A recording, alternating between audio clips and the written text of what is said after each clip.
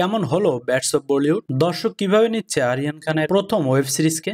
Actually bads of Bollywood দুইটা কারণে highlight হয়েছে। ফার্স্ট, এই সিরিজ নির্মাণ করেছে শাহরুখ খানের পুত্র আরিয়ান খান। সেকেন্ড, এই সিরিজে বলিউডের সিনেমার বাইরের জগৎকে স্যাটায়ার মুডে প্রেজেন্ট করা হয়েছে, মানে মোটামুটি বলিউডের ডার্ক সাইড গুলো এখানে দেখানো হয়েছে। আরিয়ান খান একজন বলিউডের ভিতরের লোক হয়ে নিজেরাই কেমনে ক্রিটিসাইজ করে প্রেজেন্ট করে এটা দেখার বিষয় ছিল। थोड़ा ज्यादा हो गया ना, आदत डाल लो। এখন আসা যাক এই সিরিজের ভিতরে আসলে ছিল। ফার্স্ট অফ অল, প্রথম কাজ হিসেবে আরিয়ান খান খুবই ভালো পারফরমেন্স দেখিয়েছে। তবে যদি বলি দর্শকদের কেমন লাগলো, এই সিরিজের প্রতি যে এক্সপেকটেশন সেখানে খানিকটা লিমিটেশন আনতে হবে। এটা বলিউডের ভিতরকার কিছু পলিটিক্স নিয়ে সিরিজ, সো এখানে টুইস্টের পর টুইস্ট খুঁজলে হবে না। তবে হ্যাঁ, টুইস্ট যে একবারে নেই সেটাও না। শেষ এপিসোডে পুরাই মাথা ঘুরিয়ে দেয়। একটা ইন্ডাস্ট্রির ভিতরে যেমন হয়, সিনেমার কন্ট্রাক্ট নিয়ে ঝামেলা, নেপোটিজম, মিডিয়ার ফেক নিউজ ছড়ানো, দুই প্রডিউসারের চাপ, কিংবা মিডিয়াকে টাকা খাইয়ে ফেক কোন হাইপ তোলা, সবকিছু ছিল এই সিরিজে। আর ক্যামিওর কথা কি বলবো, মানে বলিউডের কেউ বাদ আছে এই সিরিজে ক্যামিও দেয়নি? আমার তো মনে হয় না কেউ বাদ আছে। আরিয়ান খান বলে কথা,